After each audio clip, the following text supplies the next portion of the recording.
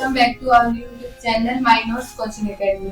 आज मैं आपको करवाने जा रही हूँ ट्रिग्नोमेट्री। ट्रिग्नोमेट्री जो है वो हमारे मैथ्स का एक बहुत ही इंपॉर्टेंट सा पार्ट है।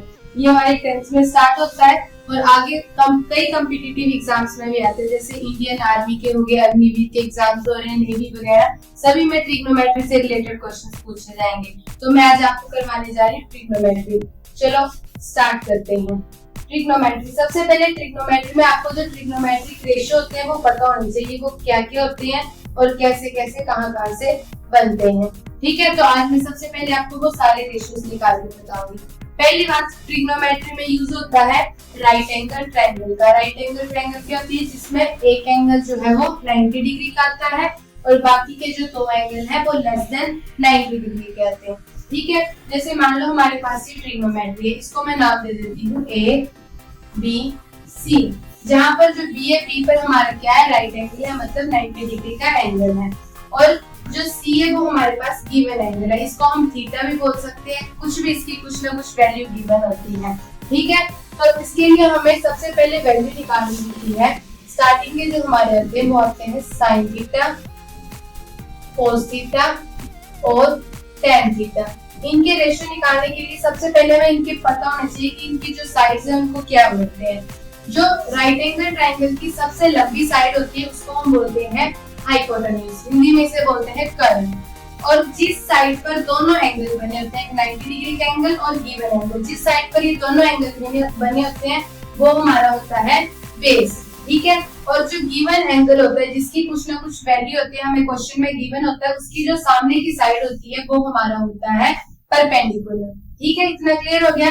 सबसे लंबी साइड जो वो हाइपोटेन्यूज होगी, जिस साइड पर दोनों एंगल बने होंगे वो हमारा बेस होगा, और जो गिवन एंगल जो थीटा होगा उसकी जो सामने की साइड होगी वो क्या होगा, हमारा परपेंडिकुलर। ठीक है, अब इसके जो ये रेशियो निकालने हैं, इनके लिए हमारे पास एक ट्रिक होती है, वो होती है सब चेले तेरे पंडित बद्री प्रसाद हरे हरे बोल। ठीक है, ये याद रखना आपने, सब चेले तेरे पंडित बद्री प्रसाद हरे हरे बोल। इस ट्रिक का यूज करके हम इजीली ये निकाल सकते हैं।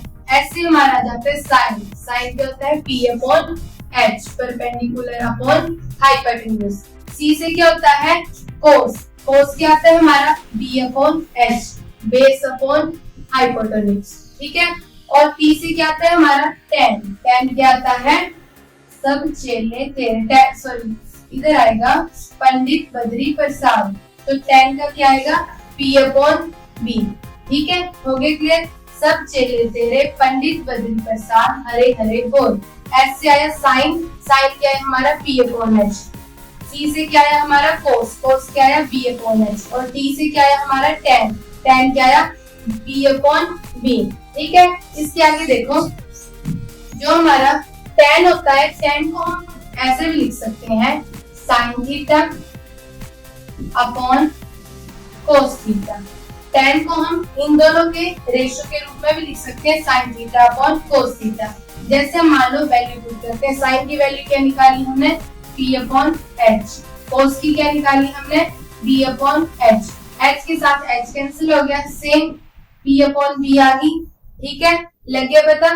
तो फिर से एक बार मैं रिपीट कर देती हूँ। साइन होता है P upon H, perpendicular upon hypotenuse. Cos होता है B upon H, base upon hypotenuse. और टेन होता है P upon B, perpendicular upon base. और इसको साइन और कोस के रेशियो में लिखे तो sine theta upon cos theta. ठीक है, इतना क्लियर हो गया।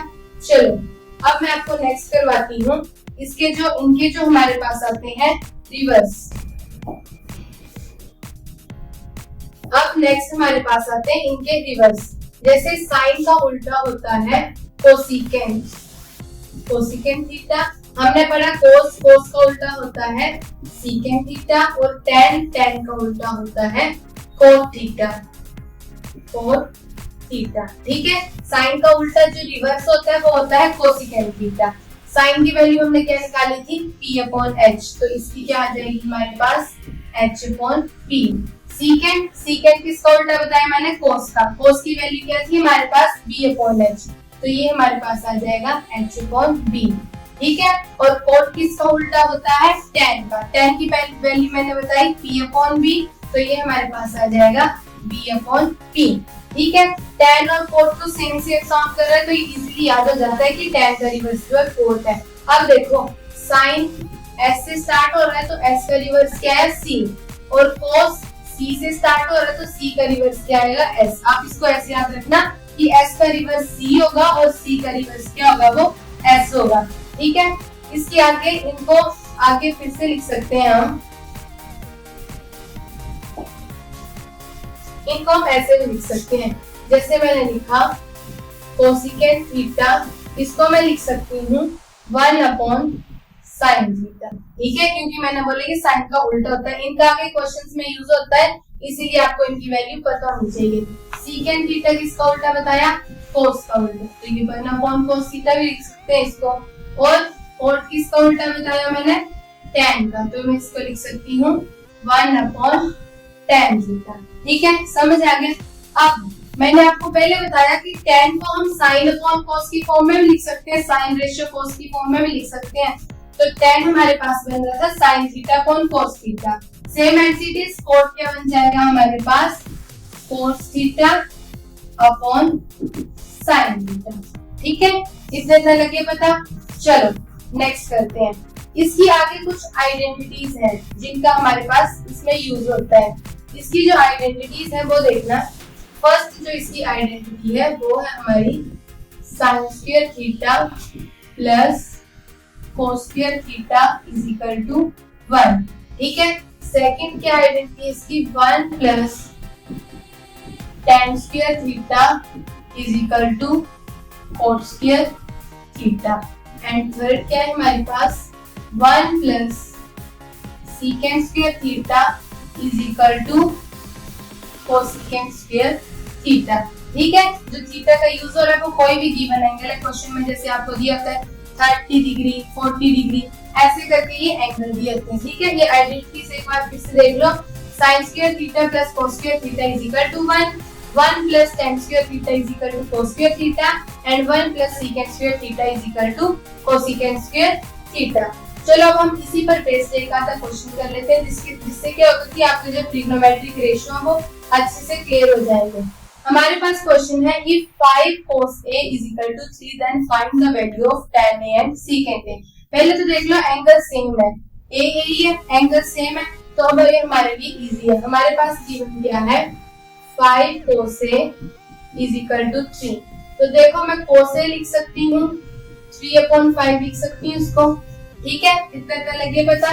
अब cos a क्या, मैंने आपको cos a बताया, cos a क्या होता है हमारा b/h, तो इससे हमारी b की वैल्यू क्या आई 3, h की वैल्यू क्या आई हमारी 5। ठीक है, अब हमने 8th और 9th में पढ़ी एक पाइथागोरस थ्योरम। पाइथागोरस थ्योरम क्या बोलती है, इतना तो मैंने आपको बताया कि ट्रिग्नोमेट्रिक में राइट एंगल ट्रायंगल का यूज होता है, तो पाइथागोरस थ्योरम बोलती है हमारी किसी भी राइट एंगल ट्रायंगल में हाइपोटेन्यूज का स्क्वायर जो है वो होता है base square plus perpendicular square.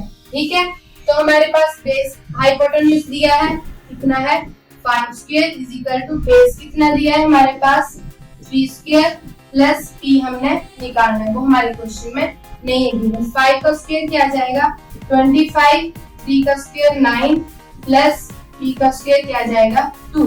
25 next step में हम क्या करेंगे, 25 minus 9 is equal to p square। 25 minus 9 करो कितना है हमारे पास 16 is equal to p square। Then p is equal to 4, क्योंकि 16 का अंडर रूट जो वो क्या आता है हमारे पास 4। अब देखो हमारे पास b की वैल्यू भी है, h की वैल्यू भी है और p की वैल्यू है। अब हम बाकी का निकाल सकते हैं। हमारे पास b आया, हमारे पास b कितना है यहाँ से 3, h कितना है 5 और p कितना है हमारा 4। ठीक है, ये तीनों वैल्यूज हमारे पास आ गए। हम tan a निकाल सकते हैं। tan की वैल्यू क्या बताई मैंने आपको, tan होता है हमारा p/b। p कितना है इधर 4, b कितना है 3, तो tan की वैल्यू हमारी आ गई 4/3। एंड secant a इधर एंगल पे लिखना है साथ में। secant a क्या होता है हमारा, secant किसका उल्टा बताया मैंने cos का, cos हमारा होता है b/h, तो ये हमारे पास आ जाएगा h/b। h की वैल्यू कितनी है हमारे पास 5, b की वैल्यू कितनी है 3। तो ये tan और secant आ गए, इन दोनों को माइनस करो, इन दोनों की वैल्यूज को 4/3 माइनस 5/3, 3 हमारा एलसीएम आ गया, 4 माइनस 5 तो इनकी वैल्यू आई -1/3। ठीक है, आई होप आपको ये क्वेश्चन समझ आ गया होगा। तो आज के लिए बस इतना ही। अगर आपको हमारी वीडियो पसंद आए तो इसे लाइक करें, अपने दोस्तों के साथ शेयर करें और ऐसे ही और वीडियोस देखने के लिए हमारे चैनल के साथ जुड़े रहें। Thank you.